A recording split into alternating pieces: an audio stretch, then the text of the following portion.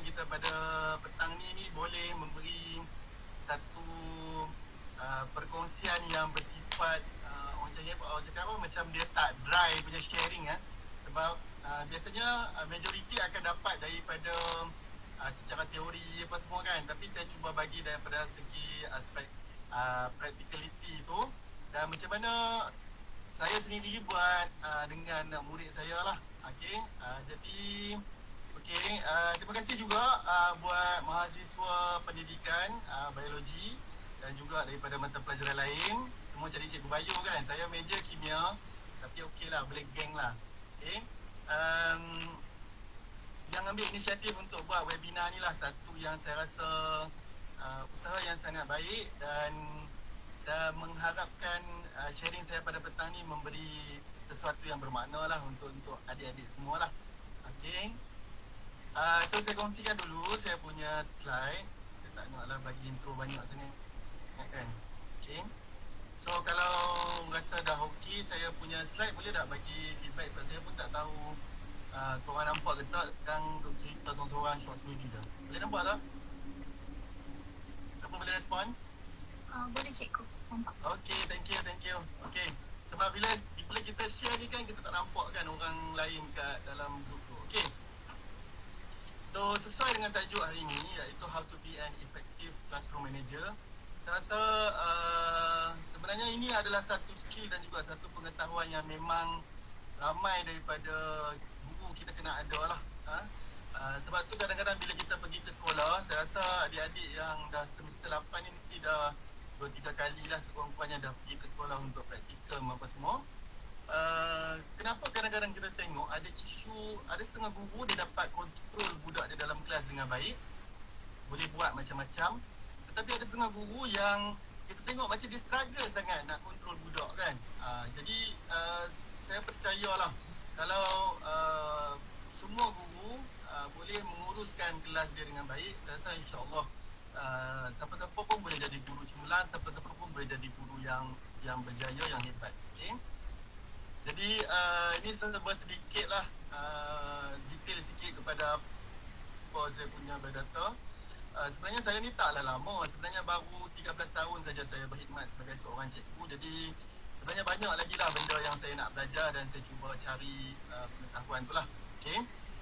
Dan posting pertama saya adalah di SMK Luar Bandar nombor 1 Sibu, Sarawak. Saya 8 tahun saya kat sana. Dan seterusnya 2015 baru saya balik ke Kedah lah. Itu pun bukan hometown saya. Saya balik, saya asal daripada Perlis, kalau tengok tadi video. Tapi dekat lah, sebab sekolah ni lebih kurang 15 minit saja daripada rumah saya. Jadi macam saya okey. Sebab bila saya balik daripada Sarawak tu, saya dah ada watak guru, tahu tak? Kita panggil watak lah. Sebab dalam tempoh kita menjadi cikgu tu, kita kena create supaya orang kenal kita ni cikgu yang macam mana. Faham tak? Maksud saya, bila orang sebut cikgu Helmi tu, dia adalah cikgu apa? Orang nampak, cikgu Sobon contoh, cikgu drama, benda macam tu. Itu yang dikatakan watak guru tu. Dan watak guru tu yang akan menentukan kita pergi sejauh mana dalam kita punya career sebagai cikgu. Dan bila saya balik ke Kedah ni, kebetulan saya dapat sekolah yang baru dibuka. Jadi itu saya rasa satu advantage lah untuk saya yang dah ada watak saya. Sebab bila saya balik tu, orang dah tahu kata saya ni cikgu sains, saya ni memang aktif menulis. Jadi benda tu senang saya bawa. Sebab kalau saya pergi ke sekolah lain pun, saya rasa belum tentu saya dapat continue apa yang saya usahakan masa saya di Sarawak tu. Jadi rezeki saya jugalah saya kata. Jumpa sekolah dan jumpa rakan sekerja yang baik tu pun rezeki kita sebenarnya.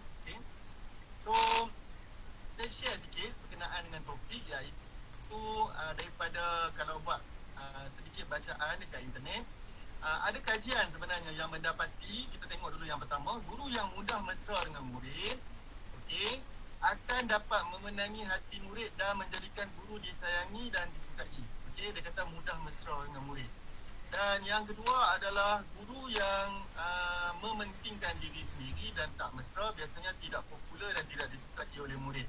Dan ini Abdul Rahim tahun 99 punya kajian. Kemudian Azizah pula buat kajian.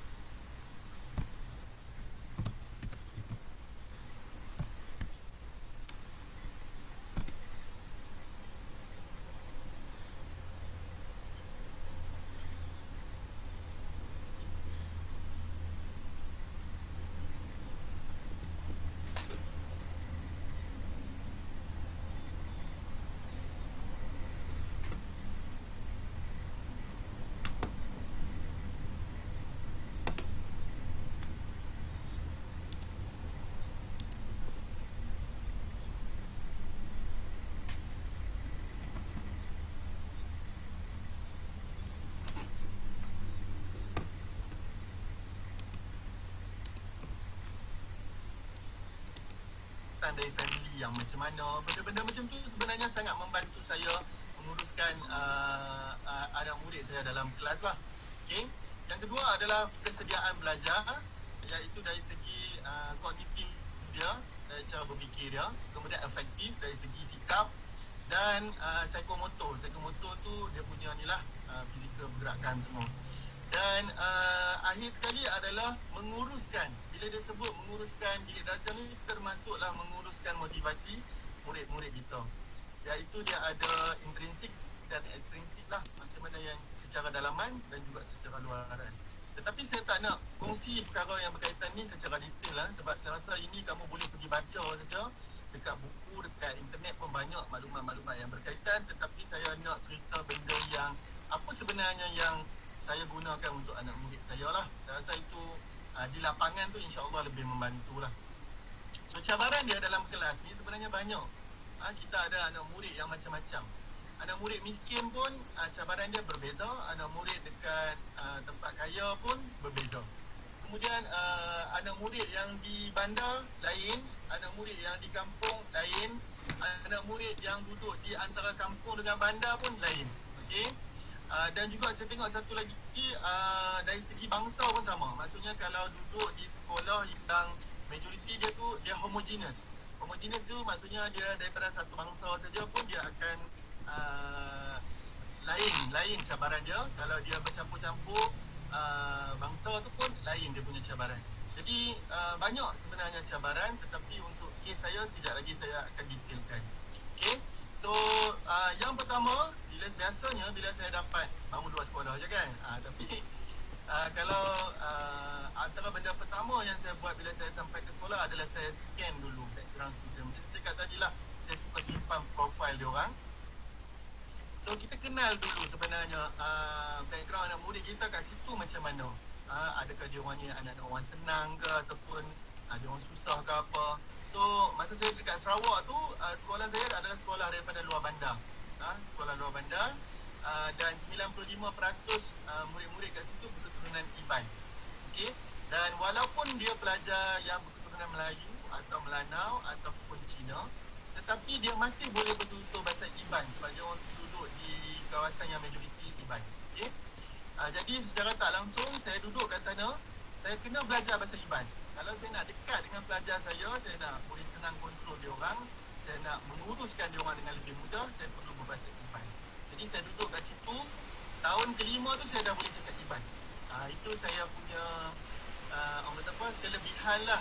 Sebab kadang-kadang soal bahasa ni pun adalah satu kelebihan lah untuk kita kan. Jadi saya dah boleh betul bahasa Iban. Memudahkan, senang saya nak pergi jumpa dia, jumpa mak ayah dia, apa semua nak berkomunikasi. Dan majoriti tinggal kat rumah panjang, dah datang daripada B40. Manakala bila saya balik ke Kedah pula, masih keluar bandar, sekolah kampung saja yang sekarang ni saya ada. Bukan sekolah terpilih ke apa, budak-budak dia yang semua pun ada. Okay? 100% berketurunan Melayu. Macam saya kata tadi, kalau sekolah tu dia homogeneous, dia datang daripada satu bangsa saja, dia berbeza dia punya pendekatan. Kemudian majoriti pun tinggal dekat kampung, dah datang daripada B40. Jadi maklumat-maklumat macam ni sebenarnya membantu saya untuk fikir apa sebenarnya solution yang sesuai untuk saya guna dalam menangani anak murid saya. So ni ada gambar kenangan saya lah masa saya duduk kat Sarawak 8 tahun kan, lama kan, jadi macam banyak dah sempat saya buat macam. So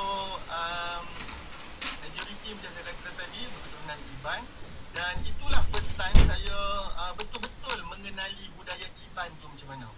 Sebelum ni kita dapat daripada pembacaan, daripada orang cakap, tetapi bila saya duduk kat sana, saya gunakan peluang tu untuk betul-betul belajar Iban ni macam mana gaya hidup dia, apa pegangan agama dia, macam mana cara dia di rumah. Jadi benda-benda tu sebenarnya membantu saya untuk menguruskan anak murid di sekolah. Saya sampai ke tahap saya pergi ke anak-anak, ke rumah panjang anak-anak murid saya untuk orang kata apa, macam bina hubungan lah, bina hubungan dengan anak murid, dengan ahli keluarga dia orang. Jadi satu kenangan yang sangat baik lah. Saya suka juga pesan dengan kawan-kawan saya yang masih ada kat Sarawak, kata gunakan peluang tu untuk kita saling kenal mengenal lah. Okay, sebab tu masa dekat-dekat saya nak balik tu, lepas 8 tahun saya kat Sarawak tu, antara hadiah yang saya terima adalah saya tak terima hadiah mahal-mahal. Saya tak terima hadiah mahal-mahal dari macam ada setengah kawan-kawan saya kan, dia mengajar seperti bandar-bandar besar ni. Bila nak hari buku ke, dia akan terima hadiah macam baju-baju jenama mahal-mahal apa semua kan, berjenama lah, baju berjenama, necktie lah apa semua. Tapi saya tak terima benda-benda macam tu. Saya terima pucuk ubi, saya terima beras padi rumah tu yang dia bagi dengan seadanya dia. Itu yang saya suka. Dia bagi dengan seadanya. Dan saya sebenarnya saya lebih appreciate hadiah-hadiah yang macam tu berbanding hadiah-hadiah yang bersifat materialistik ni kan. Okay. So dan sebelum saya pindah balik, saya dapat baju Ipan, baju burung. Okay. Yang nenek murid tu antara yang paling saya rapat lah kat sekolah tu. Dan nenek dia sendiri yang anyam, handmade, dan bagi kat saya lah hadiah daripada family dia orang untuk perpisahan akhir tahun tu. Dan saya simpan sampai sekarang baju burung tu, baju Ipan lah, baju tradisional. Saya rasa sesuatu yang sangat sentimental lah untuk saya. Okay. Jadi yang pertama sebenarnya kalau kita tengok kepada kesediaan belajar tu, ada banyak. Macam contoh bila saya balik ke Kedah, saya balik ke SMK Jerlun, saya sangat terkejut. Saya sangat terkejut. Sebab hari pertama, masa tu saya dah buku cemerlang. Saya balik, saya mengajar ni, tengah-tengah mengajar, budak-budak hilang. Kat belakang tu, segerombolan budak yang duduk kat belakang tu hilang. Saya kata hilang pergi mana budak ni, lari keluar ke tak perasan pun pintu terbuka ke ataupun dengar orang berlari keluar. Tetapi rupanya bila saya bergerak pergi ke belakang, saya tengok dia orang susun kerusi kat belakang dan dia orang berbaring tidur, tahu tak? Terkejut gila saya. Sebab saya cakap 8 tahun saya duduk kat Sarawak tu, saya tak pernah tengok budak Sarawak yang berani tidur tau. Maksudnya kalau habis sangat pun dia letak kepala di atas meja lah, biasalah budak tidur tu kan. Okay? Tetapi saya kata bila saya balik ke kampung saya sendiri, saya tengok dahsyat gila saya kata. Macam tu lah kan, masa muda dia. Sampai dia boleh berbaring.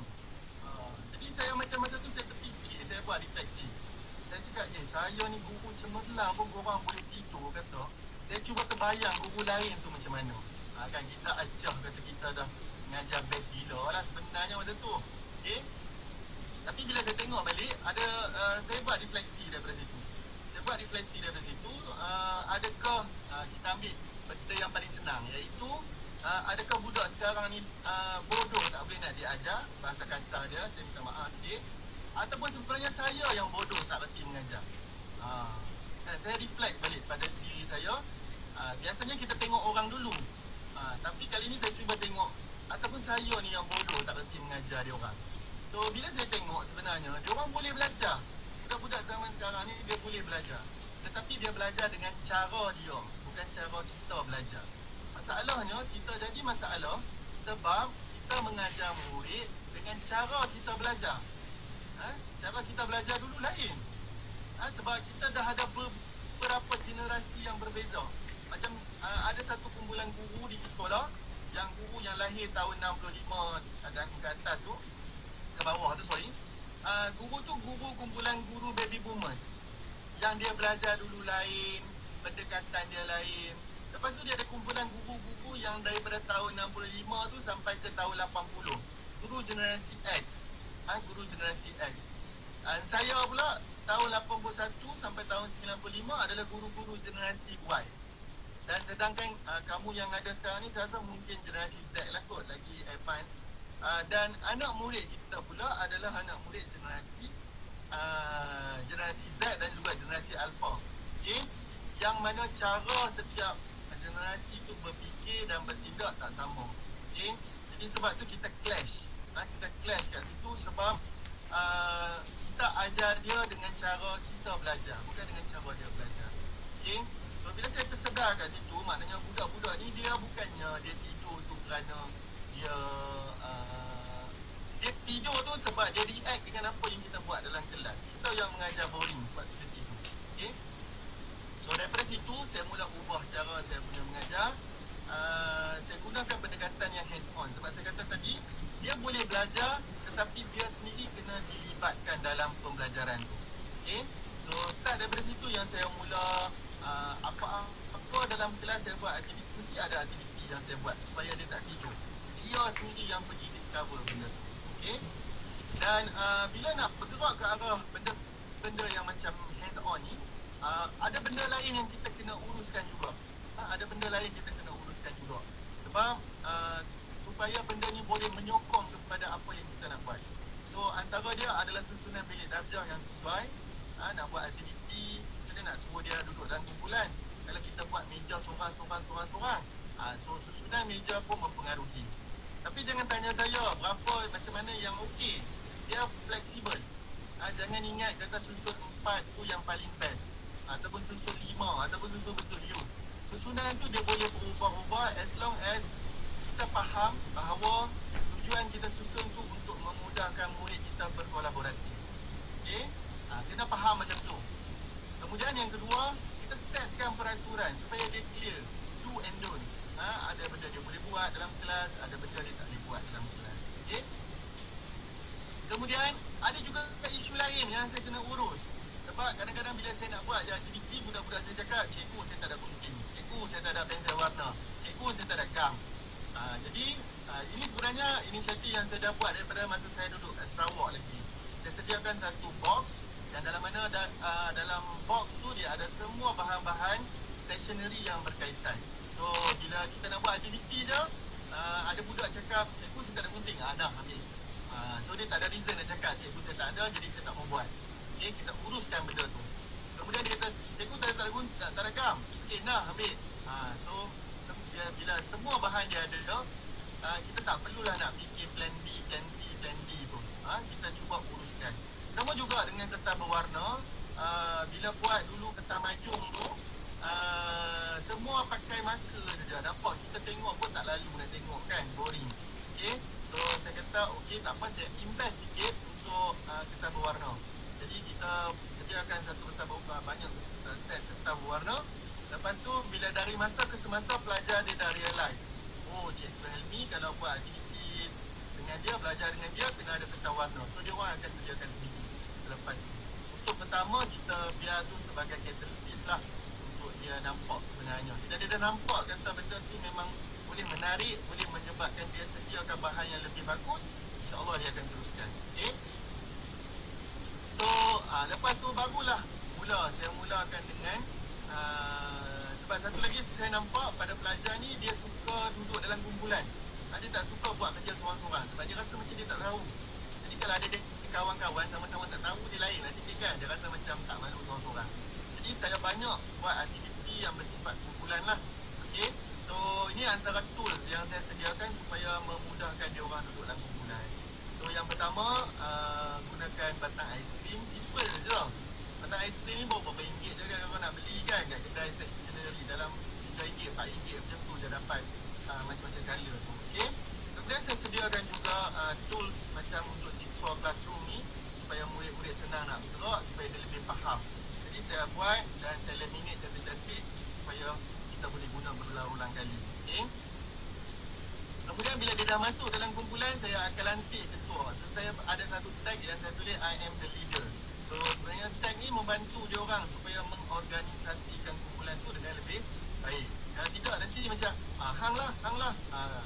Kan, jadi macam kita uruskan kumpulan tu supaya dia dah tahu. Kalau dia dapat tag tu, maksudnya dia yang kena uruskan kumpulan dia.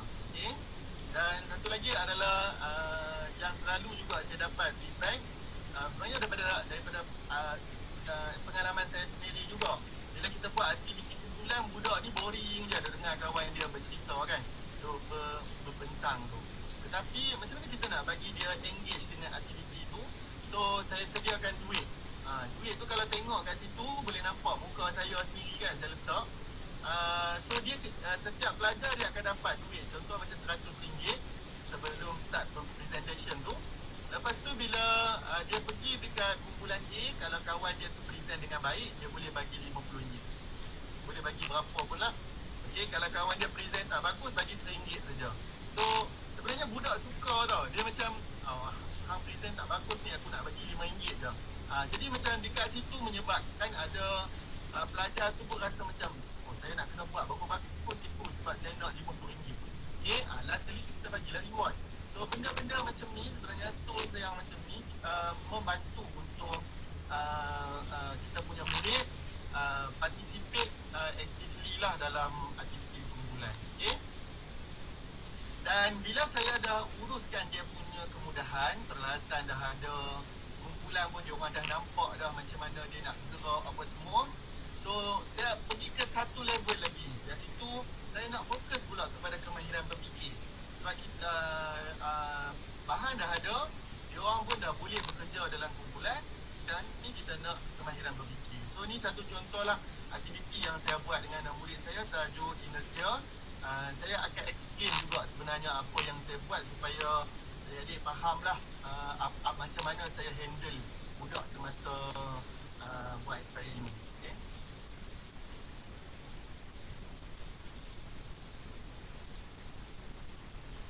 Okey, sebelum daripada dia buat ni, sebenarnya ini yang tengok ni adalah dah fasa penyiasatan. Dia dah menyiasat. Sebenarnya masuk kelas saya akan mulakan dengan satu situasi. Saya akan bagikan tahu kat dia orang. Okey, saya nak tanya sekarang, kalau ada dua orang pelajar, seorang budak gemuk, seorang lagi budak kurus, duduk atas buaian. Lepas tu kita tolak dia. Kita tolak dua-dua orang pelajar ni, kita hayun dia. Okey, mana yang akan berhenti dulu? Saya bagi situasi yang dia boleh imagine, situasi yang dia boleh bayangkan. Tak susah lah. Okay? Dan dia ada pengalaman lah. Dia ada pengalaman naik buaian. Jadi kita minta pelajar tu, minta dia nak apa? Kita minta dia tulis dulu. Okay, dia akan cakap, cikgu yang gemuk berhenti dulu. Okey, tak apa, kamu tulis. Cikgu yang kurus berhenti dulu. Okey, kamu tulis. Dan kita minta dia tulis dan buat dalam bentuk hipotesis. Hipotesis. Jadi masa tu lah sebenarnya kita ajar dia the right technique untuk menulis hipotesis. Okay, kita pasti ajar dia. Okey, kamu tulis budak gemuk saja. Apa maksud ni? Dia kata budak gemuk yang berhenti dulu. Okey, tulis bagi ayat penuh. Budak gemuk yang berhenti dulu. Berbanding apa? Berbanding yang budak kurus. Jadi kita dalam masa yang sama, kita terus ajar dia macam mana nak menulis hipotesis tu dengan betul. Okey? Lepas tu, bila semua dia dah tulis, kemudian baru saya akan cakap, okey, sekarang ni saya ada dua baldi, saya kata. Dua baldi. Macam mana kita nak tiru, kita nak mimik keadaan yang tadi tu, nak buat simulasi, saya kata. Dia kata, cikgu, orang satu tu kita letak batu, satu lagi kita tak letak batu. Okey? Lagi kamu nak buat apa? Kita facilitate dia untuk merancang eksperimen tu. Merancang eksperimen tu, tetapi dengan kita guide dia. Dengan kita guide dia ke mana yang supaya sesuai dengan eksperimen yang kita nak buat. Okey. Lepas tu barulah minta dia investigate. So sebenarnya video ni yang adik-adik tengok ni sebenarnya adalah dia dah masuk, dia pergi menyiasat lah. Benda yang dia tulis tadi tu betul ke tak. Okey, so kita sambung.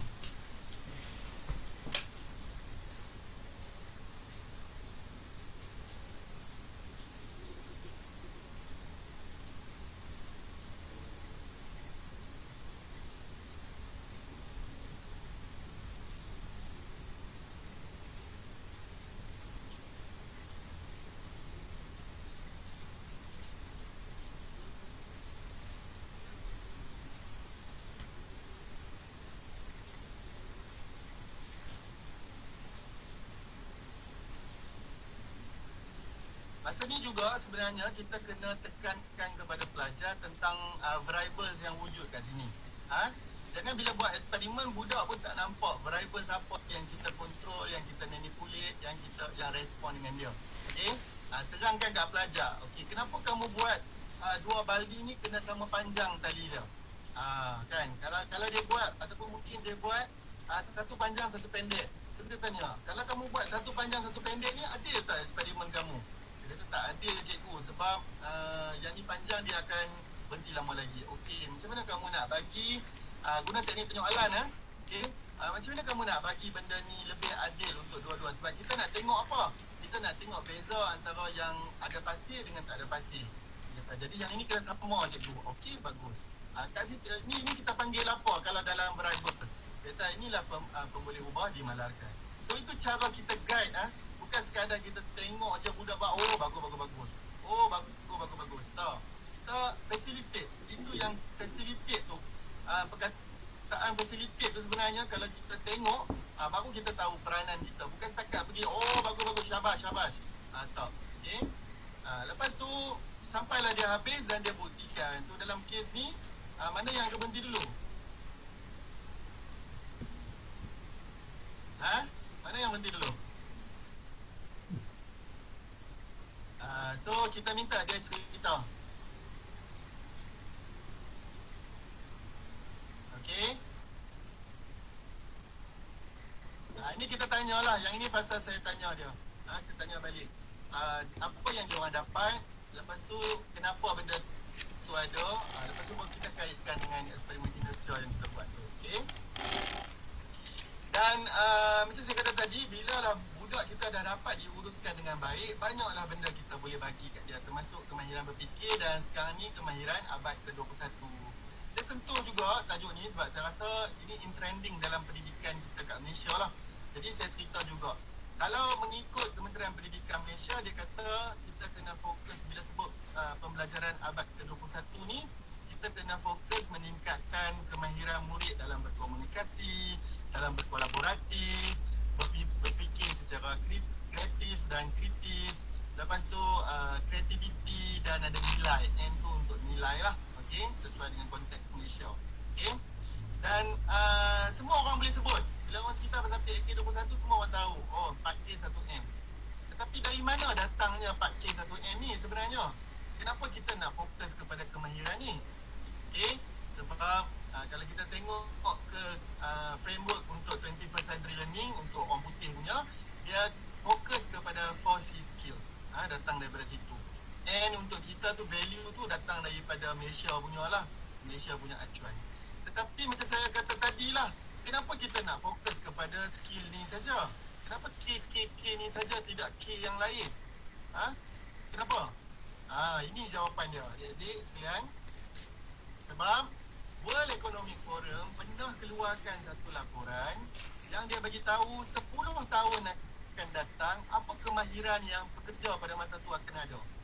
Okey, maksudnya kalau sekarang kita ajar anak murid kita umur 16 tahun, 10 tahun lagi dia dah umur 26, dia dah menjadi seorang pekerja. Jadi apa kemahiran yang dia perlu ada pada masa tu? So dia kata nombor satu, mesti ada kompleks.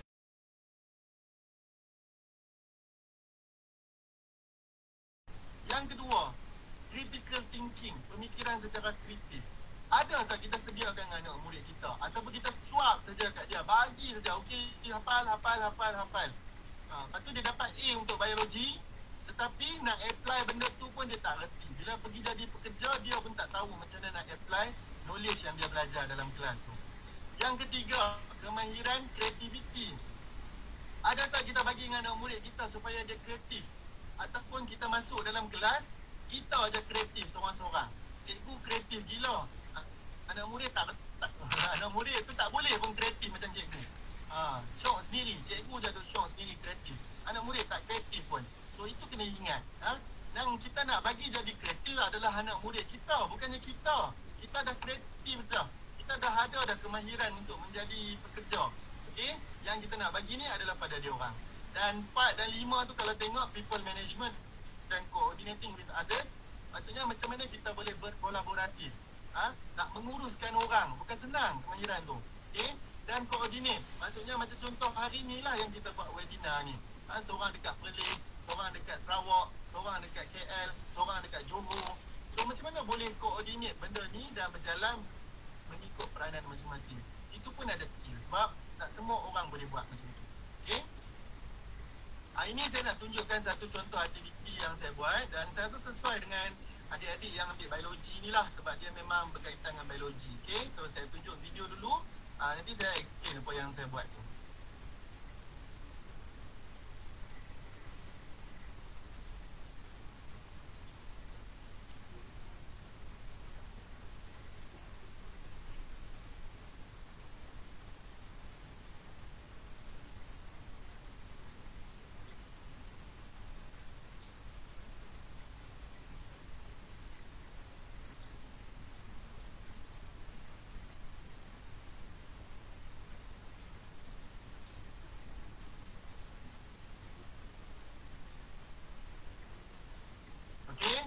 saya mengajar tingkatan 4 dan 5.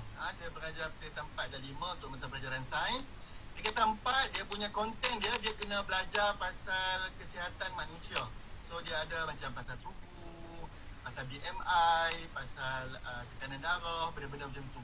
So dalam konten dia kena belajar macam mana nak mengukur bacaan-bacaan tadi, dan dia kena kenal lah alat apa yang kita boleh guna. Okay.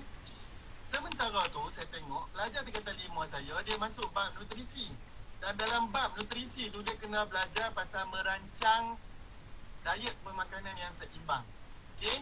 Jadi saya tengok macam ada kena mengena aja dua topik tingkatan 4 dan tingkatan 5. Jadi saya buat satu kanibal saja pada 2 waktu mata pelajaran, lebih kurang 1 jam 20 minit. Okey. Lepas tu pelajar tingkatan 4 ni saya buat 6 stesen mengikut apa benda yang dia kena ukur tadi tu. Contoh macam suhu, tekanan darah, BMI apa semua tu, saya buat 6 stesen. Dan saya bagi borang. Kalau perasan peringkat awal tadi saya bagi borang supaya dia orang boleh buat catatan. Okay, dia pergi kena ukur lah. Dan stesen akhir sekali tu saya letak yang BMI tu. Pelajar dia kena ukur berat, ukur tinggi kawan dia. Lepas tu bila dah dapat BMI, dia tahu dia tu obes ke ataupun dia tu terlalu kurus, dia kena pergi dekat tingkatan 5 tadi yang ada stesen pasal merancang diet pemakanan. So daripada sana dia orang akan tentukan pemakanan macam mana yang sesuai untuk pelajar tersebut. Jadi benda tu terus berkait. Ini kita namakan pendekatan modular. Maksudnya kita boleh pick tajuk mana yang kita nak, kemudian kita combine balik, dia unpack and repack. Dipanggil unpack and repack curriculum. Dan kemudian saya gabungkan dengan tingkatan 5. Jadi seronok. Budak-budak suka sebab dia sebelum ni dia ingat dia ke tempat dia hanya belajar dalam kelas dia. Tetapi saya cuba gabung tu, so dia belajar dengan tingkatan 5. So dan dia pun terus boleh nampak sebenarnya macam mana perkaitan daripada dia buat BMI dia tu sampai ke dia merancang pemakanan dia.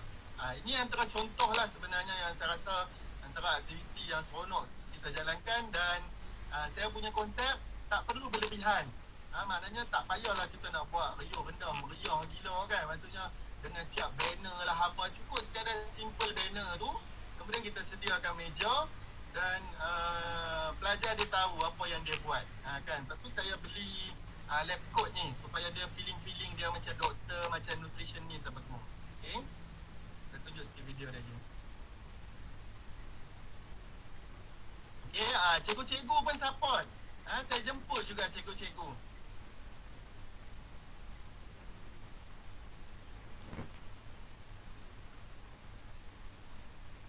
Ini puan pengetua sekolah saya. Pengetua pun datang support sebab dia nak support budak-budak ni lah. Okay, jadi satu aktiviti yang sangat seronok. Jadi tengok dah dengan macam mana kita buat satu aktiviti ni, ada tak kemahiran kolaboratif murid kat sini? Ada. Ada tak kemahiran berfikir dia? Ada. Ada tak kreativiti dia? Ada. Ada tak kreativiti apa lagi? Berkreatif. Ada tak kolaboratif? Ada. So semua itu yang kita katakan 4K1M tu. Ada nilai juga. Okay.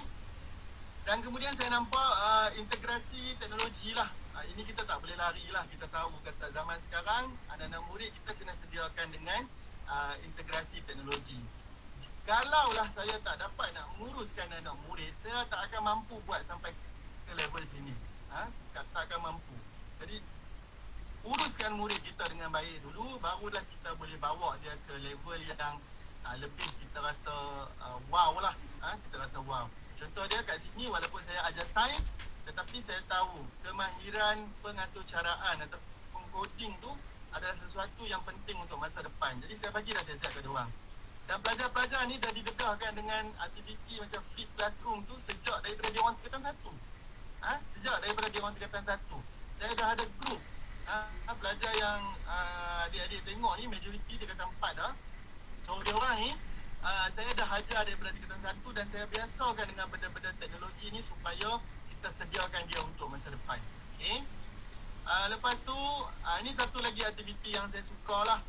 Ni pelajar yang tadi tu. Tapi masa dia orang tingkatan 1, saya dah bagi dia orang untuk buat projek Karnival Usahawan, yang mana dia orang uruskan semua.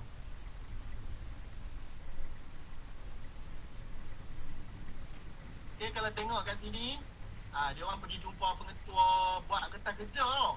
Buat kertas kerja, jumpa pengetua minta duit. Lepas tu buat promosi kelas ke kelas. Sampailah dia orang berniaga. Okay. Ni pergi promote tentang karnival dia orang daripada kelas ke kelas.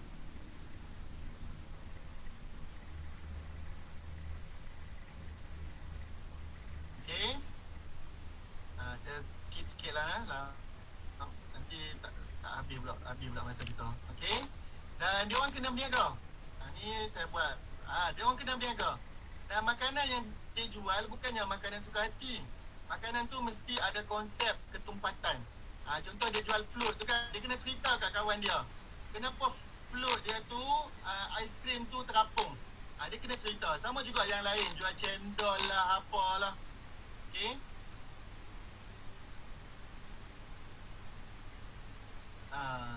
Ini pun samalah, ramai cikgu-cikgu dan murid lain pun datang support lah. Itu yang saya kata, bila kita dapat uruskan murid kita dengan baik, seterusnya kita dapat build up dia tu sampai jadi macam kita sendiri pun rasa macam wow, hampa boleh buat macam tu. Sampai ke tahap macam tu. Okay. So satu lagi jap. Okay, dan satu konsep saya, benda yang saya dapat iaitu kalaulah saya buat aktiviti dengan pelajar saya akan pastikan aktiviti tu sama, kegembiraan yang sama. Maksudnya kalau di kelas depan ke, kalau di kelas belakang ke, dia akan buat aktiviti yang sama. Okey, contoh dia yang video ni, diorang kita pergi, bukan diorang, kita orang pergi ke mangrove, buat lawatan. Okey, ramai.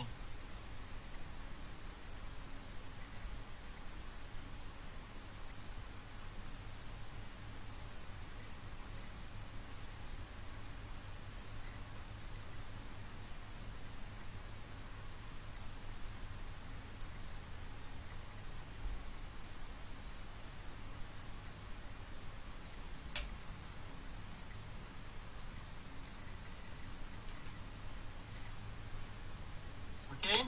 So yang ini kita pergi tengok mangrove lah. Dia orang tengok ciri-ciri pokok paya bakau. Okay. Jenis-jenis dia punya sistem sokongan tu kan. Okay.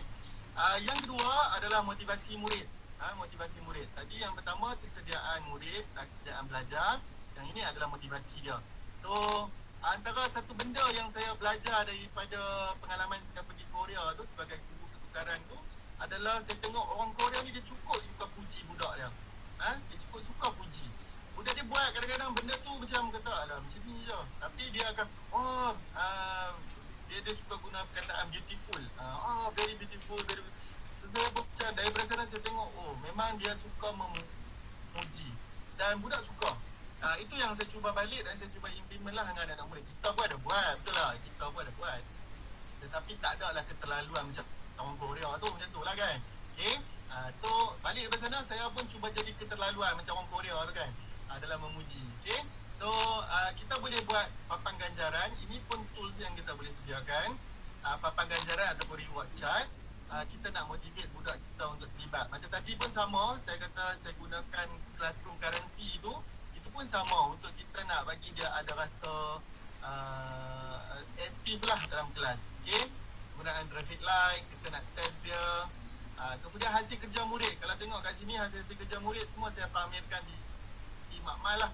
Walaupun dia orang buat tu buruk ke apa ke, tapi saya tetap akan pamerkan. Tapi kita cantikkan dia. Kita cantikkan dia. Jadi dia pun seronok. Dia masuk makmal, dia tengok wah banyaknya barang-barang dia.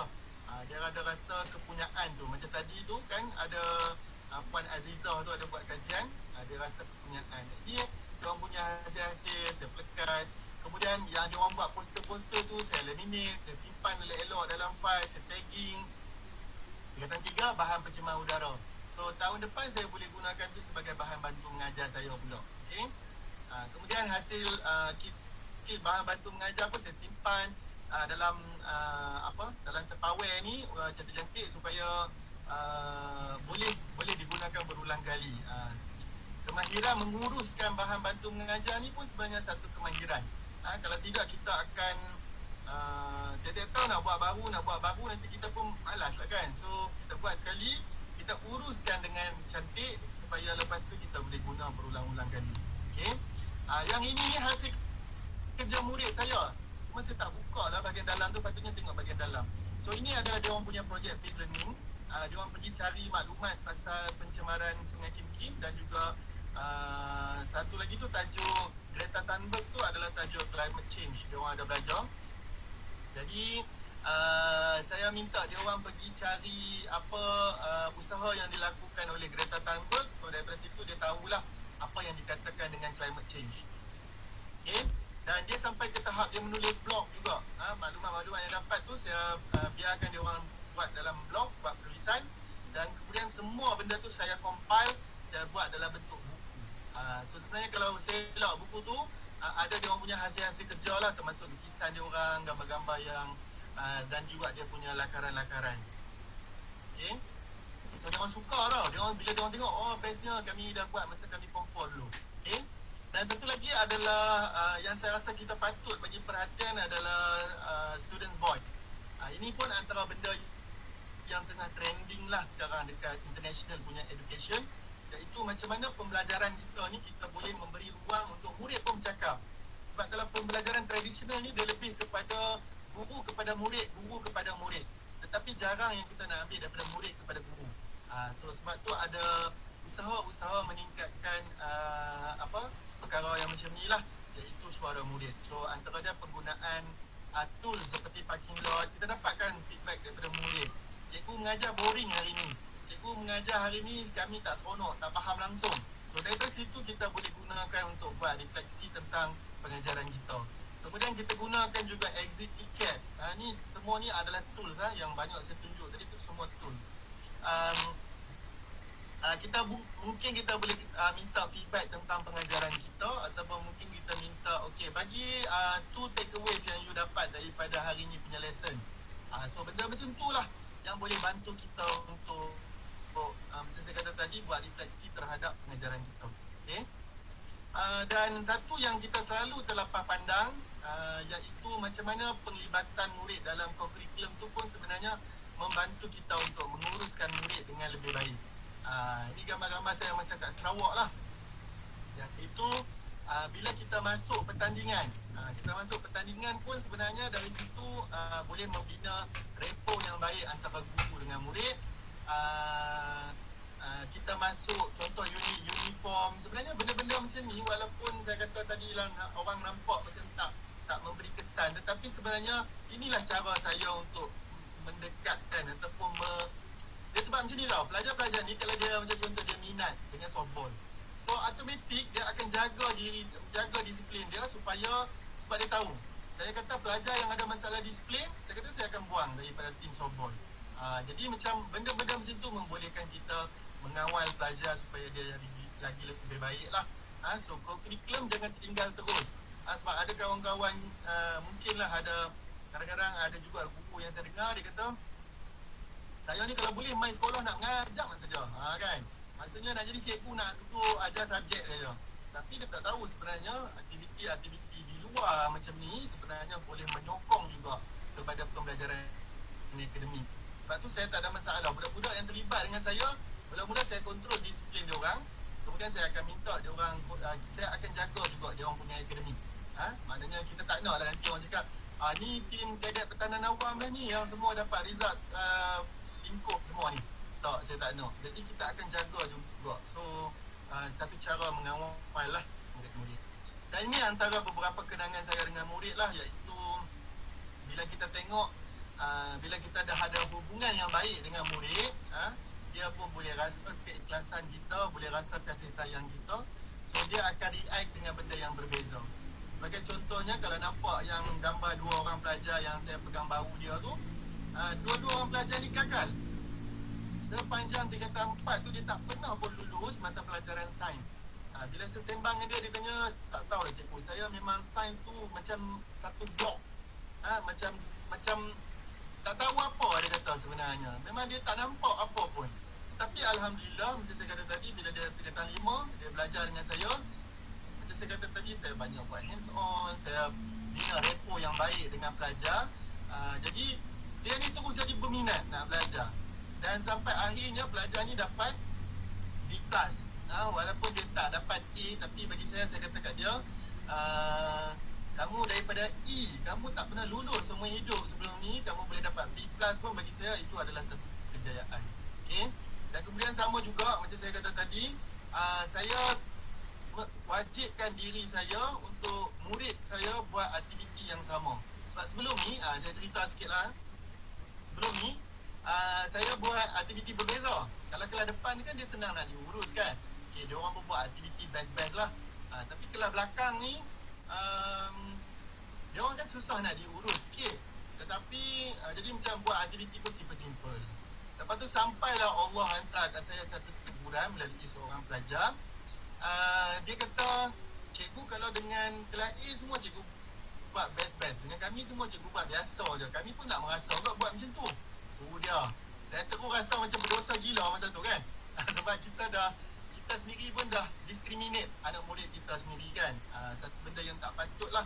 So daripada sana saya belajar, saya kata, okay, start daripada hari ni saya kata, kalau saya buat aktiviti, saya nak aktiviti yang sama untuk anak murid saya kelas belakang dan kelas depan. Supaya dia orang dapat pengalaman yang sama, kegembiraan yang sama. Cuma kita aja yang tentukan tahap dia tu. Sebab tu saya letak kat situ gambar hasil ikut keupayaan. Maksudnya kalau kelas depan, ini you punya standard. You kena buat macam ni. Kalau kelas belakang tu, you dapat buat macam ni pun sudah bagus. Tetapi aktiviti dia tetap sama. Dan kesan dia kat budak-budak ni, sampai malam sebelum SPM pun dia orang boleh call, buat video call kat saya. Ni lebih kurang tahun 2018 macam tu lah. Dia orang buat video call, tanya soalan sains. Saya macam tak percaya, biar betul korang ni duduk lari dalam kelas, dia rendah apa semua. Tetapi untuk menjelang SPM tu dia ada kesedaran tau. Dia nak belajar dan dia nak buat yang terbaik dia boleh buat untuk mata pelajaran sains. Jadi saya rasa satu yang menggembirakan saya lah. Ini juga antara kenangan yang saya ingat. Sebab sekolah saya ni, dia kawasan sawah padi tau. So bila sawah padi, dia tak ada lah benda-benda sawit ni. Jadi bila kita nak buat aktiviti ekstrak minyak kelapa sawit daripada biji sawit ni, saya kata kita tak ada kat sini. Paling dekat kamu kena pergi 40 minit daripada kawasan Jerlun ni, saya kata. Kalau tak ada orang pergi ambil, saya kata memang kita tak dapat buat. Jadi ada pelajar ni, dia orang yang volunteer sendiri. Pelajar kelas belakang saya, pelajar kelas belakang yang offer, kata cikgu kami nak pergi ambil. Saya kata pasal apa kamu nak pergi ambil? Biasalah kadang-kadang budak ni dia nak macam-macam kan. Dia kata tak, kami nak buat eksperimen ni cikgu sebab tengok yang pelajar tahun lepas buat seronok. So dia orang pun pergilah ambil dengan dekat sana. So saya rasa macam kesungguhan dia orang tu lah menyebabkan saya sentiasa bermotivasi lah. Maknanya semua pelajar kita ni ada potensi. Cuma kita tahu gilap dengan tak tahu gilap je lah pada saya. Okay? Kemudian bila dia orang dah mula berusaha ke arah-arah macam ni, jadi banyaklah miracles yang kita dapat tengok. Dia orang punya hasil kerja, dia orang punya kreativiti, dia akan semakin bagus lah, lebih senang nak diurus. Dan akhirnya daripada minat dia yang semakin meningkat, kita dapat nampak pada keputusan peperiksaan dia sendiri. Kalau tengok kat sini, grade purata dia mula daripada 5.75, tahun pertama saya mula ajar kat sini. Sekarang ni dah dapat 4.17. 4.17. Dia lagi kecil, lagi bagus sebenarnya. 4.17 ni sebenarnya adalah keputusan SPM Sains yang terbaik untuk daerah. Kalau di daerah saya, sekolah yang terbaik adalah sekolah kami punya result. Sedangkan sebelum tu kamilah yang nombor last sekali di daerah Kubang Pasu ni. Jadi saya rasa macam, wow, kita tak sangka sebenarnya dengan usaha kecil yang kita buat tu, kadang-kadang dia akhirnya tu kita akan dapat hasil yang kita sendiri pun tak percaya. Okay? Kemudian tengok kat situ peratus pelajar yang dapat A. Mula-mula kita hanya ada 3%, 4% lah, 3.9. Tetapi tahun lepas kita dah mencecah sampai 31% pelajar yang dapat A untuk mata pelajaran sains. Yang mana 1/3 daripada anak murid kat Jerlun ni kalau dia ambil, confirm dia dapat A untuk mata pelajaran sains. Kan? Mana tak seronok. Okay? Dan peratus lulus pun kita dah hampir mencecah 100% lah. Tahun lepas cuma ada seorang pelajar yang gagal. Dan pelajar tu pun tak disangka-sangka. 6 orang yang kita pelajar yang kita target dia gagal tu semua lulus, 6 orang tu. Tapi tiba-tiba ada pelajar lain tu yang tak target gagal tu, tiba-tiba dia gagal. Jadi orang kata apa, refleksi lah juga saya kena buat kan. Okay. Dan yang ketiga adalah menguruskan rekod murid. Saya letak ini dekat last sekali sebab saya rasa benda ni lebih kepada pengurusan documentation lah kita sendiri saja. Iaitu ini saya tunjuk, saya share sikit dekat adik-adik hari ni saya punya file. Macam mana saya uruskan saya punya sistem filing apa semua. Sebab ini juga antara satu isu dalam kalangan ramai guru. Especially guru yang bagus-bagus, bila saya jumpa, saya kata kenapa tak mohon guru cemerlang? Sebab kota guru cemerlang ni banyak. Dan satu-satunya jawatan yang boleh sampai ke jusasi adalah guru cemerlang kalau selagi kita duduk dalam bilik darjah. Ketua, you kena pergi naik pangkat dekat JPN apa semua.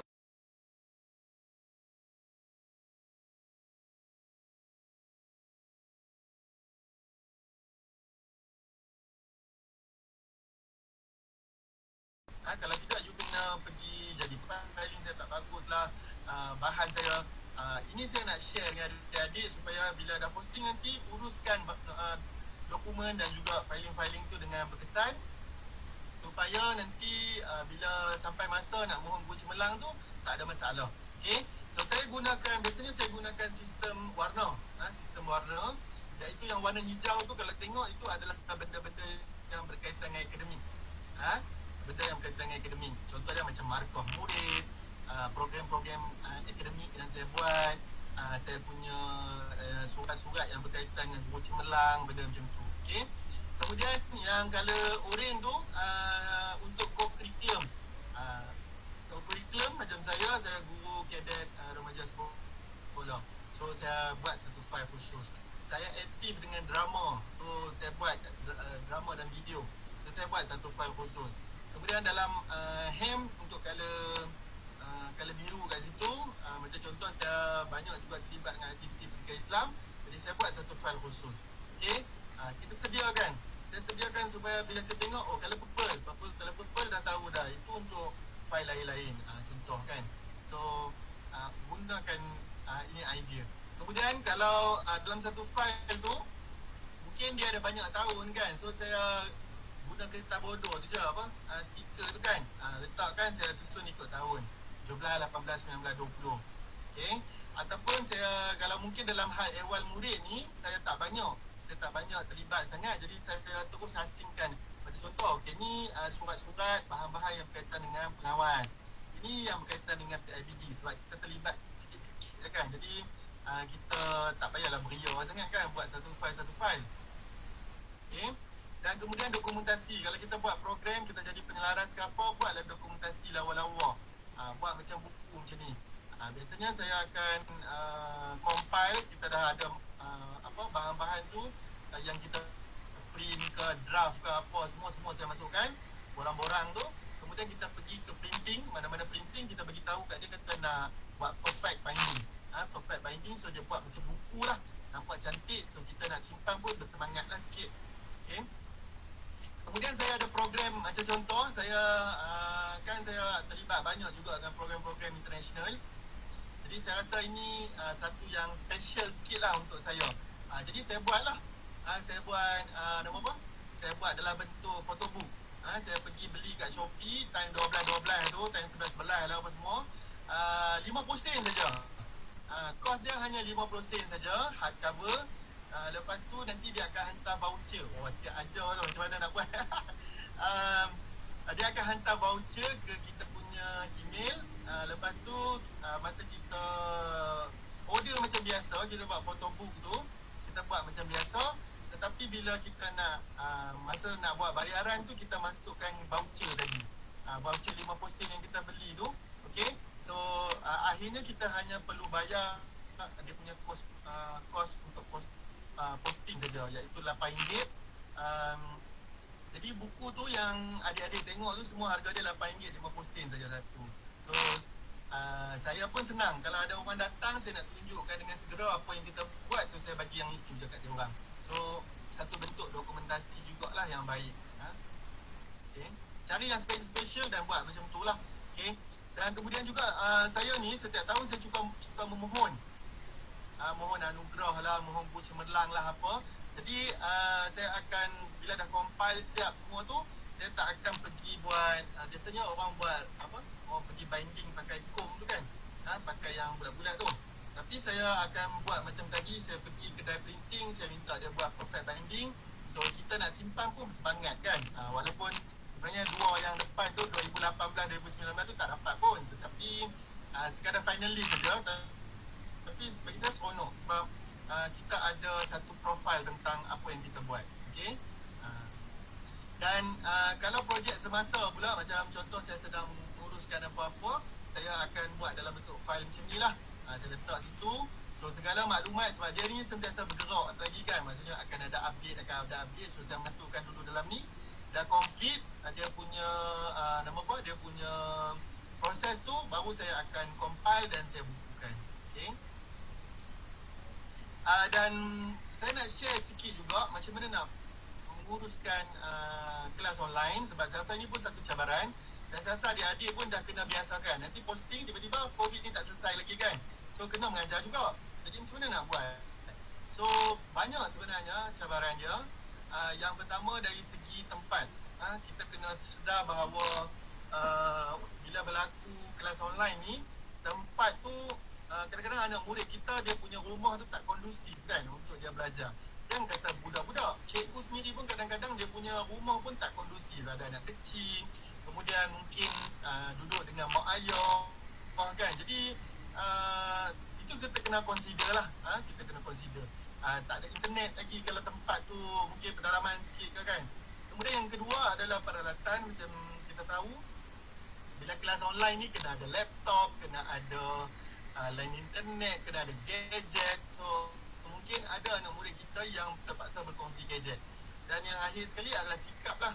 Kita tahu bahawa bila dalam keadaan kelas online ni, sikap murid dia tak sama. Walaupun pelajar tu baik dalam kelas, tetapi sikap dia semasa kelas online tak akan sama. Maksudnya kadang-kadang dia tak akan masuk pun sebenarnya kelas online, sebab kita tak tahu apa komitmen dia kat rumah. Okay? So macam mana saya menguruskan kelas online saya? Masa kita PKP kali pertama, kita cuti. Kemudian masa tu memang kelang kabut lah, orang cakap kan, sebab kita tak ada pengalaman dan kita pun tak ada banyak data yang boleh membantu kita. Jadi bila buka sekolah aja masa yang bulan Julai tu, benda pertama yang saya buat adalah saya dapatkan survey dulu.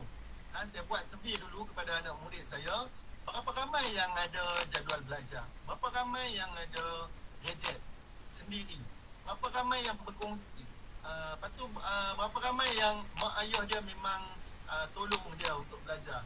So benda-benda macam tu sebenarnya boleh menentukan apa tindakan kita seterusnya lah dengan anak murid kita. Jadi saya dapatkan data, rupa-rupanya saya tahu daripada data ni menunjukkan bahawa majoriti anak murid saya walaupun datang daripada keluarga B40, tetapi majoriti, saya rasa more than 95% memiliki smartphone sendiri. Okay? Dah lengkap dengan internet. Cuma masalah sikap lah yang kita kena betulkan. Okay? Dan kemudian macam mana saya menguruskan kelas, iaitu okey, sekejap tiba-tiba ada hang pula ni. Okey, saya mulakan dengan saya bagikan kepada 3 fasa. Fasa sebelum saya start kelas online tu, semasa kelas online dan juga selepas. Okey, so sebelum dia biasanya saya akan pesan dia orang sehari awal. Contoh dia macam esok ada kelas dengan dia orang, saya akan pesan malam ni, saya kata okey, esok ada kelas sains waktu sekian-sekian, saya akan gunakan Google Meet ataupun saya akan gunakan WhatsApp ataupun saya akan gunakan YouTube. So saya akan buat pesan awal lah supaya dia macam dia dah ready. Dia dah ready, esok ada kelas sains. Okey. Dan biasanya link ke apa-apa yang berkaitan, sebab tingkat awal 2 minggu pertama yang kita baru cuti tu, saya mulakan dengan 30 minit tu 2 minggu pertama tu saya gunakan Google Meet. Okey. Lepas tu saya tengok feedback dia orang dah macam tak makin respon, saya tukar platform lah. Okey, so saya bagi link tu semua dalam grup WhatsApp. Okay. Dan tugasan pun saya buat poster cantik-cantik supaya dia nampak ada macam cikgu tu ada effort lah. Itu yang saya buat. Saya akan bagi blast dalam grup. Okay. Kemudian bila semasa dalam kelas, yang pertama saya nampak objektif pembelajaran hari itu mesti clear. Anak murid mesti sebenarnya hari ni dia nak belajar apa. Dan saya sediakan juga slide sebenarnya. Sebab kalau tak ada slide kita dah bercerita saja macam hari ni lah. Kalau cuba dengar saya cerita je, macam mana nak imagine kan benda tu kan. So saya sediakan slide. Dan janganlah tayang slide tu sampai ke habis. So biasanya saya akan on off slide tu supaya dia orang nampak juga muka saya ni. Okay. Dan akhir sekali biasanya saya akan minta dia orang buka webcam supaya orang kata apa, macam contoh sebagai evidence saya, dan juga selain itu kita nak tengok lah dia memang follow ke ataupun dia cuma on saja kemudian dia pergi duk makan, duk basuh baju kan. Okay. Dan yang selepas adalah kalau selepas tu biasalah benda-benda macam ganjaran kalau dia dapat buat tugasan dia, pujian kan. Ada pelajar yang biasanya kalau tugasan saya akan bagi tahu kat pelajar, saya kata 3 tugasan terbaik saya akan bagi top up RM10. Beri ria lah budak-budak ni kan. Okay. Lepas tu kena ada jenaka dan kecindan jugalah. Okay. Kena ada jenaka dan kecindan. Ini biasalah. Sebab dalam kelas biasa pun sama kan, budak suka cikgu yang humor. Kemudian kat sinilah saya boleh buat kesimpulan. Ada 3 benda. Yang pertama, memastikan pelajar terus responsif ataupun terus boleh ada interaction dengan kita. Yang kedua adalah kena fleksibel.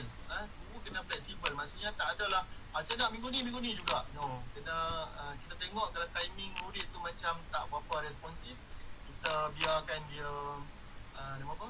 Kita biarkan dia, mungkin kita tambah lagi timeline dia tu. Sebab kita tahu kelas online untuk pelajar universiti dengan pelajar sekolah dia tak sama. Sebab pelajar universiti dia tahu kalau dia tak join kelas online nanti dia kena buang. Dia tak boleh masuk exam. Tapi kalau budak sekolah dia tak heran. Sebab dia tahu dia tak masuk kelas pun nanti tahun depan dia naik lagi 3 kali 5. So itu antara cabaran yang kita kena uruskan dengan baik lah. Okay. Dan akhir sekali adalah platform. Macam saya kata tadi, bila saya dah nampak murid saya tak responsif dengan Google Meet, so saya tukar kepada penggunaan WhatsApp saja. Tugasan saya bagi dalam tu. Dan kemudian saya tengok bila saya bagi video YouTube, dia orang tak nak. Dia orang tak nak tengok panjang-panjang. Dia orang bagi tahu alasan tak ada internet lah, apa semualah, tak ada data. Sedangkan main game PUBG boleh pula. Okay. So saya tukar. Daripada saya gunakan YouTube, saya gunakan TikTok pula sekarang. Sebab tu saya banyak hasilkan video-video TikTok sekarang supaya senang. Saya nak forward kat dia orang sebab dia saiz dia lebih kecil dan dia lebih interaktif lah. Jadi siapa-siapa yang ada TikTok tu boleh jemput follow saya dekat TikTok Cikgu Haimi. Okay. So saya nak akhiri saya punya presentation petang ni dengan mungkin sikit tips dan nasihat lah. Seperti yang saudari Amirah ada pesan dengan saya supaya ada bagi tips dengan nasihat. Yang pertama, jangan bersifat judgemental dengan kita punya anak murid lah. Kadang-kadang kita tak tahu apa isu dia, apa masalah. Kita tengok dia pelajar ni macam bermasalah, tak respon dengan kita, sebenarnya mungkin dia ada masalah lain. Dia tak happy ke, dia kena pulau dengan kawan-kawan dia ke kat sekelas. So kita jangan judgemental. Kita tengok dia tu macam react differently dekat kita. So kita pergi tahu dulu apa masalah dia kat rumah dia macam mana, barulah kita dapat cari mewujudkan hubungan yang harmoni dalam kelas. Okay. Kalau perlu menghukum dia orang, hukumlah dengan kasih sayang. Sebab student ni dia boleh rasa cikgu ni hukum dia sebab benci ke ataupun sebab memang kasih dan sayang. Dia boleh rasa kelasan tu. Sama lah kita nak marah pun, bila kita marah pun dia tahu cikgu ni marah sebab benci aku ataupun cikgu ni marah sebab dia sayang aku. Okay. The feeling tu budak boleh rasa. Dan satu lagi adalah benda yang selalu saya buat, iaitu ciptalah kenangan.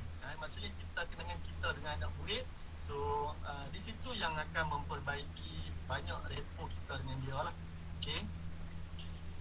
Dan selalu saya percaya juga great teacher inspires. Kenanganlah gambar-gambar anak murid. Dan saya minta kalau semualah hari ni adik-adik yang ada kat sini, jemputlah follow saya dekat Facebook, dekat Instagram, dekat Twitter, dekat TikTok kalau ada.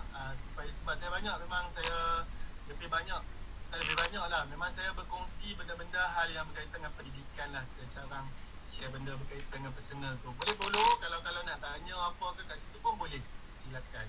Okay, so saya rasa itu sajalah kot saya punya perkongsian pada petang ni.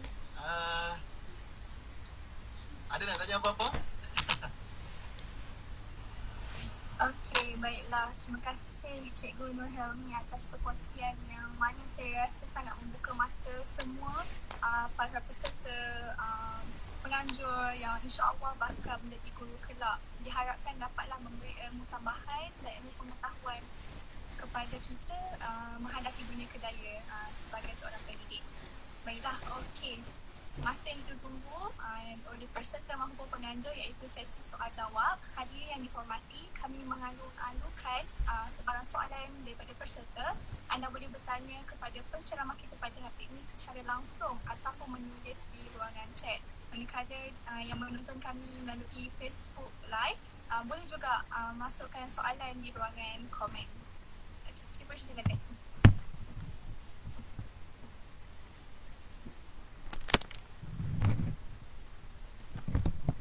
Cepat, siapa nak tanya? Saya boleh dululah cikgu. Okey, saya atas apa? Tak nampak ni. Ada tapi saya pakai dua device. Oh, okey. Faiz ni Faiz Zulkifli. Ya, betul. Okey, silakan Faiz. Macam ni, saya tertarik dengan cikgu punya. Oh, saya lupa saya orang Kedah juga. Saya tukar lorat lah. Sila. KL lah, kita cakap KL bagi mana faham. Okey, cakap kan. Macam ni, soal saya tengok yang cikgu bukukan tu, yang kerja-kerja daripada student tu. Ya. Orang buat blogspot, orang apa semua tu kan, untuk tulis blog semua tu. Okey, betul. Macam mana cikgu uruskan supaya student semua tu follow cikgu punya instruction, supaya dia orang semua participate, join untuk buat blogspot tu. Okey. Ada lagi Faiz nak tanya? Itu je. Okey, thank you. So sebenarnya macam saya kata tadi lah, kebanyakan aktiviti yang saya buat tu adalah aktiviti semasa dalam bilik darjah, betul tak? Cuma saya tukar venue saja. Saya tukar pergi, kalau biasa saya akan buat kelas di Makmal, tetapi bila aktiviti yang sampai masa tu, saya akan pergi buat di bilik komputer lah. Cuma macam saya selalu ingatkan lah, kita jangan buat sampai kita akhirnya kita sendiri terjerat dengan apa aktiviti kita rancang dalam kelas tau. Sebab kadang-kadang ada setengah cikgu ni, kita macam beria-ria nak buat aktiviti, tetapi akhirnya kita sendiri yang macam tak sempat habiskan silibus. Sebab kita belum ada kemahiran tau. Kita belum ada kita belum mahir dengan dari segi konten, belum mahir dari segi kemahiran tu, menyebabkan akhirnya kita tak dapat settlekan. Kita banyak pula masalah lain yang wujud, tahu tak?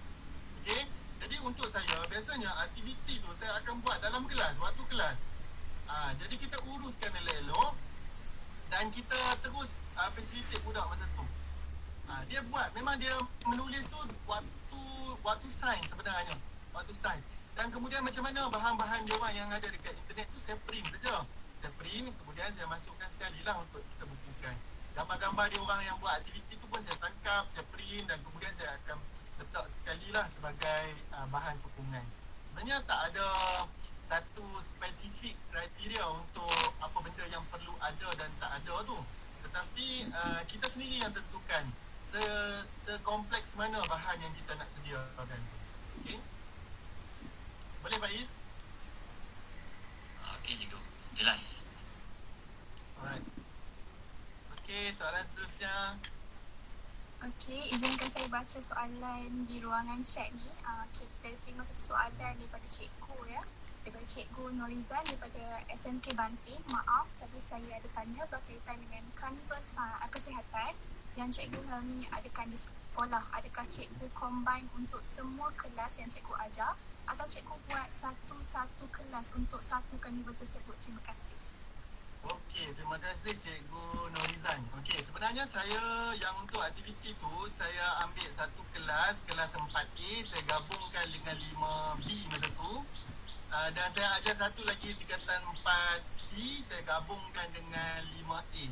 So, dia terus jalan pada waktu yang sama. Saya tukar, yang kelas tingkatan 5 tu saya minta tukar dengan guru lain. Saya swap waktu dia tu. Lepas tu saya combine sekali supaya saya terus boleh buat satu lesson saja. Okey.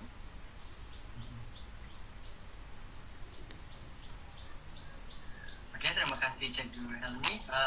Dan seterusnya kita pergi ke soalan yang kedua daripada Nur Amira Azmi. Saya nak tanya, apakah bentuk hukuman kasih sayang? Terima kasih Cikgu, atau contoh hukuman kasih sayang? Okey, hukuman kasih sayang ni maksudnya tak ada macam mana? Kita hukum juga pelajar. Maksud saya kita hukum tetapi student boleh rasa tau kita hukum tu sebab kita sayang dia. Macam mana nak cakap dia bukan ada spesifik punya hukuman tetapi dia sampai satu level yang dia tahu kata sebenarnya kita marahkan dia kita ambil benda yang simple, contoh marah ni kita boleh tahu satu marah sebab benci atau marah sebab sayang. Contoh kan macam kita selalu tengok mak ayah kan yang marah anak jangan pergi main dekat dengan sungai ke, contoh kan benda macam tu lah. Maksudnya dia marah tu bukan sebab dia benci tapi kerana dia sayang, tak nak anak dia dapat kecederaan lebih lah kan. Benda macam tu lah. Kita masa kita marah tu kalau kita hukum pelajar tu pun biar dia tahu kita hukum dia tu tak kisahlah untuk ketampi ke suruh buat apa ke, biar dia tahu kata saya hukum kamu. Biasanya kalau saya dengan pelajar saya akan warning dulu dia orang, tahu tak? Macam saya kata, okey, siapa yang tak siapkan tugasan ni saya akan suruh kamu lari ke padang, contoh. Okey, jadi bila dia maknanya dia dah aware tau dengan apa benda yang dia bakal terima kalau dia tak siapkan tugasan. Jangan tiba-tiba kita tak warning apa, tiba-tiba kita terus kamu tak siap kerja, kamu pergi lari. Itu pelajar dia akan rasa macam ketidakadilan kat situ. Tapi kalau kita warning dia, kamu tak siapkan kerja, saya akan suruh kamu lari. So dia dah aware sebenarnya. Kalau dia tak buat, memang dia kena tanggung hukuman tu, tahu tak? Benda macam tu lah sebenarnya cara kita deal dengan pelajar. Biasanya kalau kita warning, pelajar kalau InsyaAllah dia akan cuba siapkan lah. Kecuali kalau memang betul-betul dia nak lari ke padang lah. Okay, baiklah cikgu.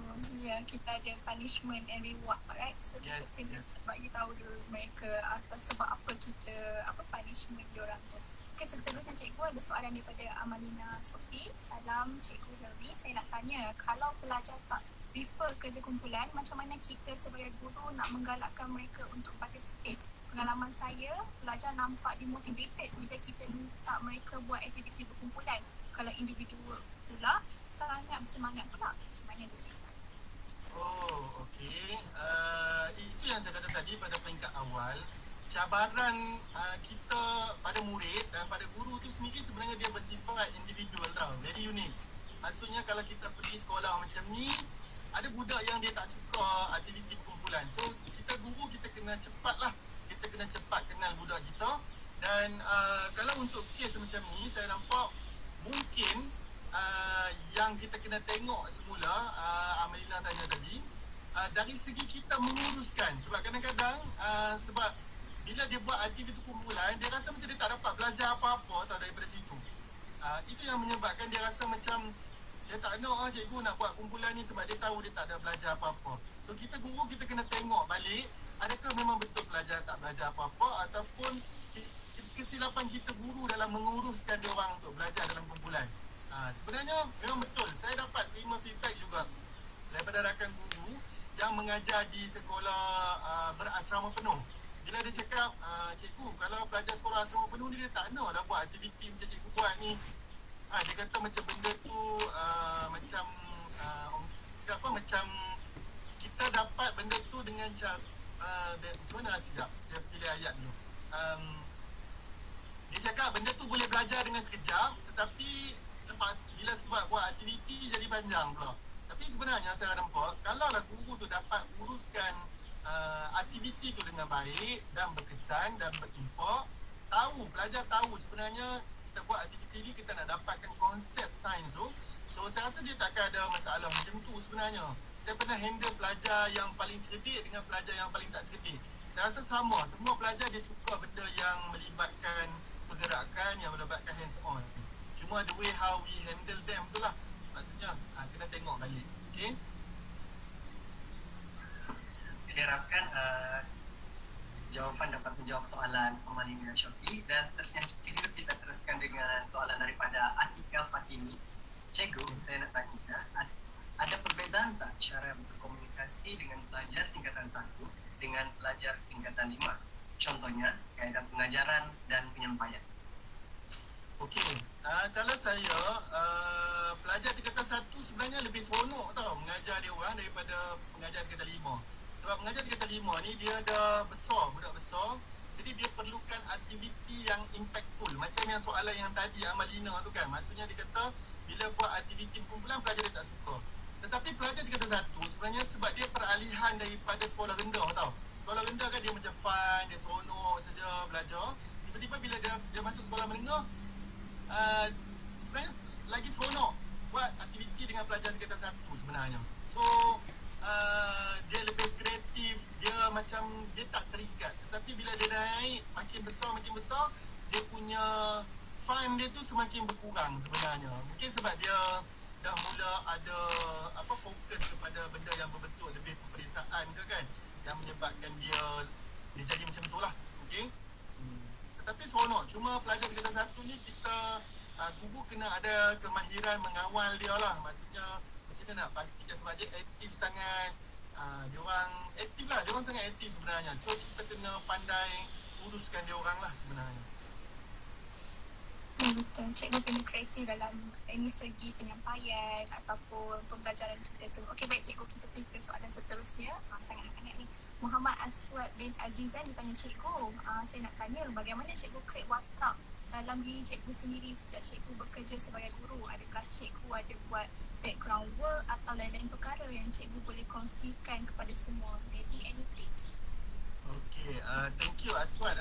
Okey, kalau daripada saya sendiri, macam mana saya bina karakter diri saya tu kan. Maksudnya sebagai guru yang sampai orang kata, oh Cikgu Helmi macam ni, Cikgu Helmi macam ni. Okey, yang pertama, selalu saya pesan dengan adik-adik macam korang semua ni lah. 5 tahun pertama korang jadi cikgu tu adalah fasa yang sangat kritikal. Okey, maksudnya 5 tahun tu lah yang akan menentukan you jadi cikgu yang macam mana nanti. Sebab dia membentuk kita punya budaya kerja. Sebab tu jaga elok-elok you punya 5 tahun pertama. Masa tu lah you mengeksplorasi you punya talent, you punya skill, you punya knowledge. Sebab benda yang you belajar kat universiti, about teori lah apa semua tu, bila datang ke sekolah baru you tahu teori tu macam mana. Maksudnya macam mana how they apply it lah. Dan kat situ kita akan tengok. Sebab tu ada pelajar yang dia boleh score masa dia belajar, tetapi bila dia masuk ke sekolah, dia jadi cikgu, dia tak dapat. Dia struggle sebenarnya nak jadi cikgu yang baik. Sedangkan kita tahu dia ada seorang pelajar yang baik masa dekat universiti. Okay?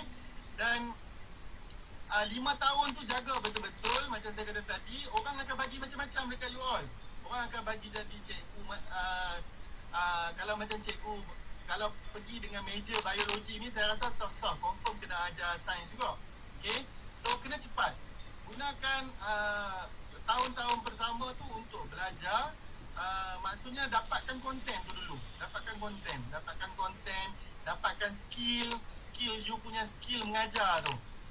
You punya skill mengajar. Macam tadi, you bila mengajar tu banyak lagi skill nak motivate the students, skill untuk menguruskan bilik darjah, skill nak menguruskan rakan sekerja. Benda-benda tu kena belajar dalam tak apa, slowly. You jangan rasa macam semua benda nak buat, nak capai kejayaan tu dalam tempoh yang singkat. Bina foundation you tu betul bagus-bagus. Macam saya kata tadi, ada peluang pergi explore. Kita ni hebat kat mana, kita tak tahu. Kita tak tahu talent kita kat mana sebenarnya. Okay. Dan masuk fasa kedua, barulah you kena fokus. Masuk fasa kedua, you fokus. 5 tahun pertama tu gunakan untuk peluang cari pengalaman, cari keseronokan, apa yang akan menyebabkan you rasa seronok nak bekerja jadi cikgu. So lepas tu, fasa kedua baru you fokus. Bila dah you jadi guru cemerlang, okay, you nampak. Okay, saya nak orang kenal saya, macam contoh, saya cikgu kimia sebenarnya.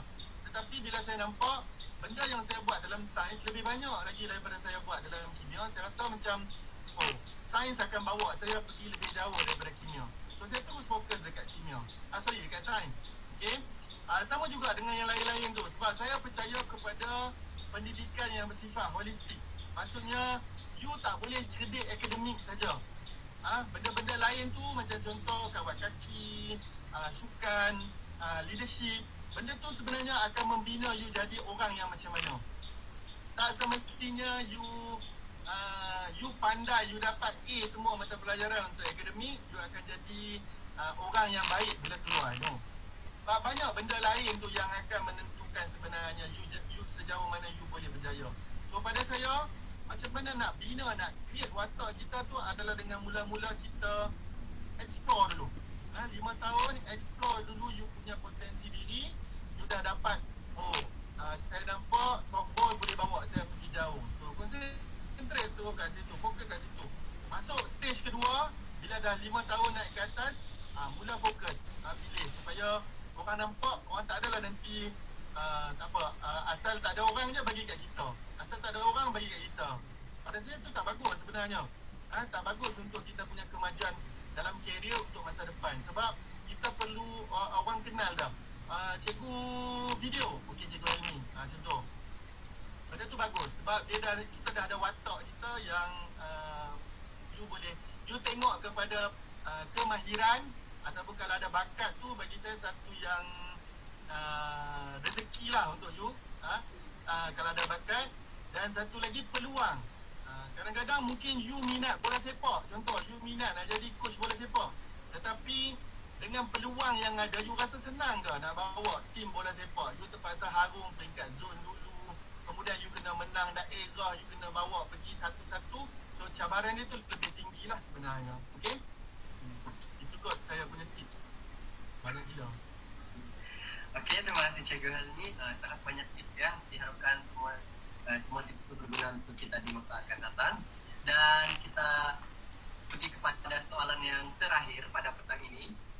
Soalan daripada Atika Fatimi. Cikgu, saya ada baca dalam buku. Dia kata minggu pertama mengajar selalunya kita dapati belajar semua dengan cakap. Tetapi apabila masuk minggu kedua atau seterusnya, mereka mula menunjukkan belang masing-masing. Untuk cikgu sendiri, bagaimanakah cikgu mengatasi masalah ini? Okay, saya rasa mungkin masa you all pergi praktikum hari tu pun you dah nampak kan. Minggu pertama semua sopan kan. Masuk minggu kedua dah pecah rumah semua kan. Okay. Kalau pada saya sendiri, biasanya kelas minggu pertama ataupun peringkat awal tu saya akan lebih strict dengan pelajar saya. Saya tak nak awal-awal dah kena makan dengan pelajar, saya tak nak. Okay. Sebab kalau awal tu kita dah kena makan dengan pelajar, sangat susah you all nak kontrol nanti tak. Okay. So peringkat awal tu kalau boleh, you ada gap. Dia ada gap sikit apa dengan pelajar. Maksudnya dia tahu, oh cikgu ni sampai setakat ni, setakat sini saja dia punya level dia. Kalau lebih berkurang, nanti cikgu akan marah. Dia tahu dulu dia punya border tu, border yang dia boleh cross antara cikgu dengan pelajar. Lepas tu barulah kita boleh lenient sikit lepas tu. Maksudnya orang kata apa, macam boleh bergurau sikit-sikit. Tapi kalau macam saya, biasanya saya akan minggu pertama tu memang dia orang rasa macam dia orang masuk neraka lah. Okey. Kita strict sikit supaya dia tahu macam mana kita punya level peringkat awal. So dia akan berjaga-jaga lah lepas tu. Okey. Okey. Saya jawab lah kot soalan ni.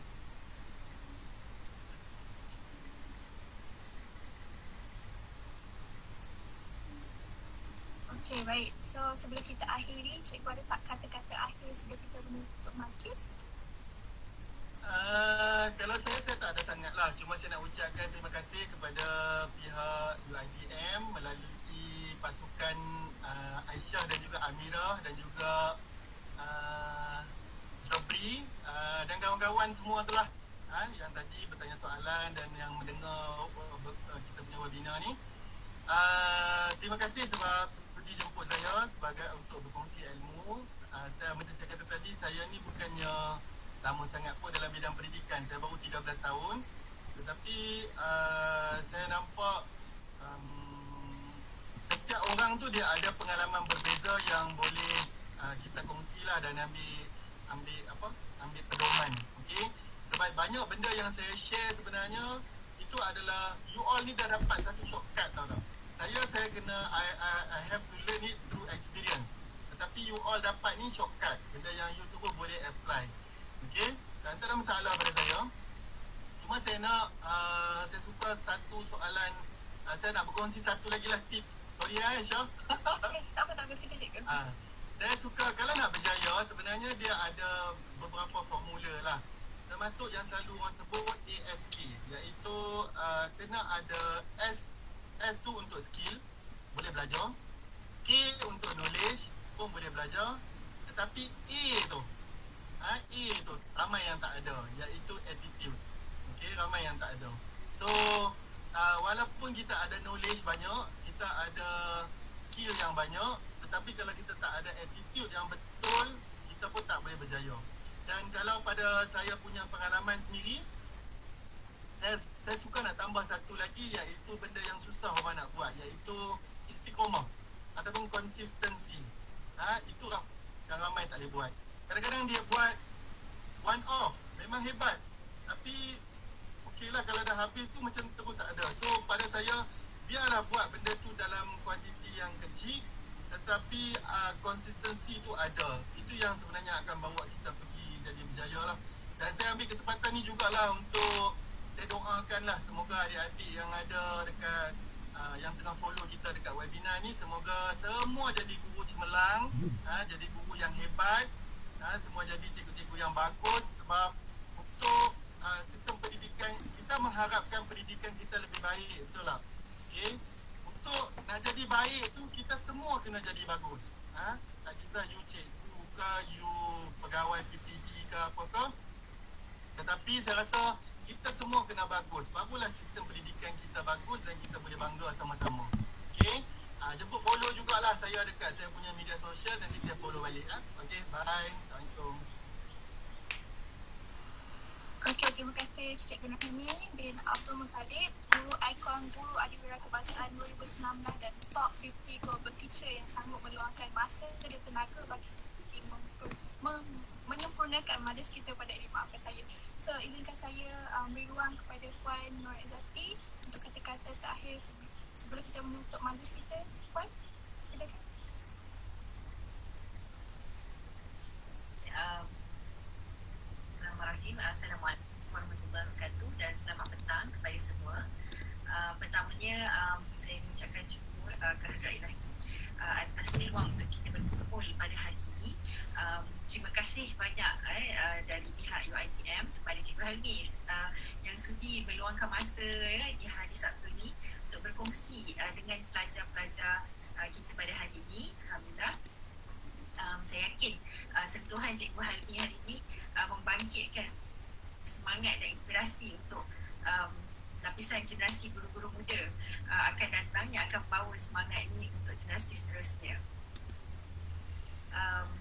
Baik, di kesempatan ini juga saya ingin mengucapkan tahniah kepada kumpulan Aisyah, Jubri, Kamarul yang bertugas lumus dalam menjayakan program ini. Saya juga dari pihak UiTM ingin mohon maaf jika ada apa-apa kekurangan dari pihak kami sepanjang menjalankan program ini. Terima kasih.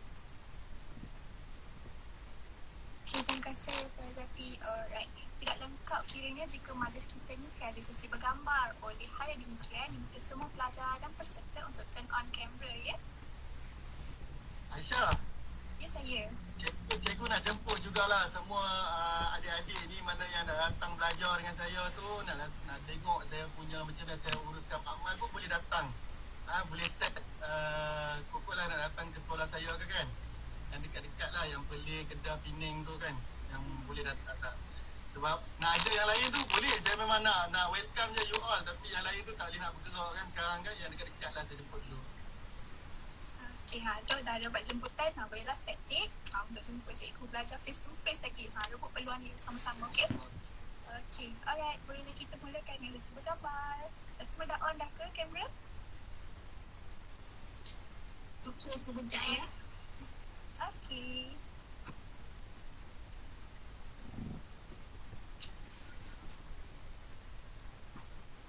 Okey, 1 minit ya.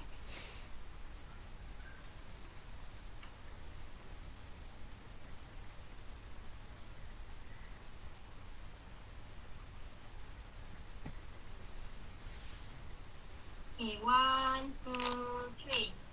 1, 2, 3. Okay, 1, 2, 3. Okay, dah. Lagi. 1, 2, 3. Freestyle. Okay, freestyle. Okay, 1, 2, 3. Okay, terima kasih. Okay, saya juga nak ingatkan untuk semua pelajar dan peserta isi link feedback dekat Google Form yang telah disediakan, okay? Okay, Jovi, silakan. Okey, dengan sesi bergambar tadi, maka selesailah majlis kita pada hari ini. Nilai yang dikatakan ibarat menanam sudah dituai, ibarat musafir sudah sampai. Umpama berlayar telah sampai ke pelabuhan, umpama berjalan telah sampai ke destinasi. Bagi pihak majlis, kami ingin memohon kemaafan sekiranya terdapat kekurangan dan ketelanjuran di sepanjang majlis yang diadakan. Oleh hal yang demikian, saya Ansha binti Abu Hanifah. Dan saya Jovi Dinambar selaku MC mengundurkan diri dan terima kasih. Terima kasih semua. Terima kasih, cikgu. Bye. Cikgu. Terima kasih cikgu. Terima kasih. Thank you, cikgu. Terima kasih, cikgu. Thank you Puan Izati. Thank you. Okay, thank you banyak cikgu. Luangkan masa. Ya, sama-sama. Ada pelajar Iban tak ni? Nak speaking Iban sikit. Ada cikgu, ada. Ada siapa? Ada macam acak. Aca. Saya boleh cakap Iban Mana? juga. Tapi saya bukan Iban. Mana siapa? Ya ke? Saya pun boleh cikgu. Nama Mehmet cakap Iban. Nemu Nohan. Orang Sarawak? Cakap Iban boleh. Orang Sarawak tapi Melayu. Oh. Mungkin Tapi saya ramai Melayu. kawan. Mungkin Melayu si berapa pandai.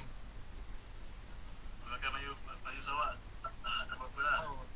Si berapa pandai. Oh. Mungkin aku Iban pandai.